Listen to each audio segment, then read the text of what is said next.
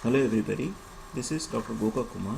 Today I am going to talk about diabetes and its macrovascular complications.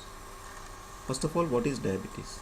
Diabetes is a condition where a person has high blood sugar either because the pancreas does not secrete enough insulin or the existing insulin is not working properly. What are the types of diabetes? There are two main types of diabetes. Type 1 diabetes usually occurs in children because there is deficiency or absolute lack of insulin. Type 2 diabetes usually occurs in adults either because the existing insulin is not working properly or there may be insulin deficiency. Gestational diabetes occurs during the time of pregnancy. What are the symptoms of diabetes?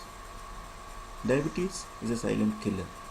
Usually the patient may not have any symptoms. As the disease progresses, the patient may present with polyuria, that is increased urination, polydipsia, that is increased thirst, weight loss, increased hunger, and frequent infections. So how do you diagnose diabetes? Diagnosis of diabetes can be done by one of the following ways. A fasting blood sugar value of more than 126 mg per deciliter with absolutely no calorie intake for a period of 8 to 10 hours. A random blood sugar of more than 200 mg per deciliter along with the symptoms of diabetes as I mentioned before. A person's average blood sugar, that is called glycosylated hemoglobin or HbA1c test, which gives a person's average blood sugar level for the past 3 months. A level of 6.5% of more than 6.5% is usually diagnosed diabetes. So why to treat diabetes? Diabetes, if it is not controlled, if it is not kept within the target levels, it can lead to complications. As I mentioned before, it can have microvascular complications and macrovascular complications.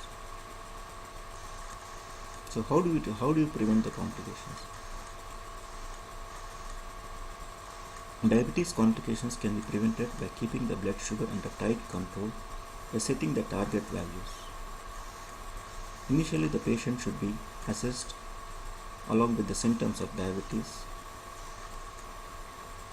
Consideration should be taken along with the patient's age, of the other risk factors like hypertension, dyslipidemia, and cardiac involvement, and kidney involvement, and other comorbid conditions. Then the person's blood sugar target value should be set and the patient should be guided accordingly. Initially, the patient's blood sugar, if it is slightly elevated or in the starting stage of diabetes, can be managed by either lifestyle modifications and dietary advice. Lifestyle modifications modifications are very important as they are without any drugs or without any side effects. So the person is having obesity or overweight, he should be advised according to lose weight.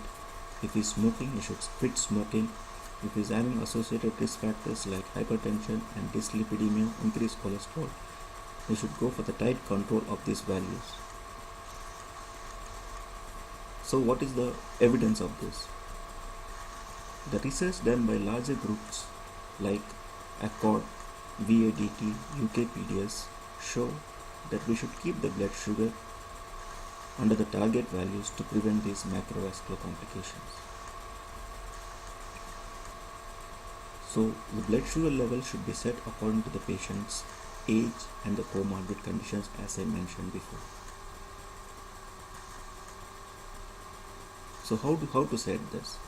As I mentioned, the patient's cooperation along with the treatment of diabetes, along with the multidisciplinary approach, involvement of the dietitian, involvement of the diabetic nurse, involvement of the other specialties, if there is involvement of the kidney, involvement of the foot, like a podiatrist, all these specialties in a multidisciplinary manner, we have to manage the diabetes to keep the blood sugar under tight control to achieve the target values to prevent the macrovascular complications. Usually the target value of HbA1c is taken into consideration to set the target values. If the patient is not having any comorbid condition, the HbA1c target value of 6.5 should be set to prevent all these complications involving the heart, kidney, brain and lower limbs. Those are macrovascular complications. If the patient is having comorbid conditions, then the HbA1c target value can be relaxed from 6.5 to 7 according to the necessity and need of the hour. So ladies and gentlemen, as I mentioned before, keeping the blood sugar under tight control and detecting the symptoms of the blood sugar or diabetes in the early stages can prevent these complications in the long run, as these complications, if detected earlier, can prevent the macrovascular complications, and in the earlier stages we can reverse them also. Thank you.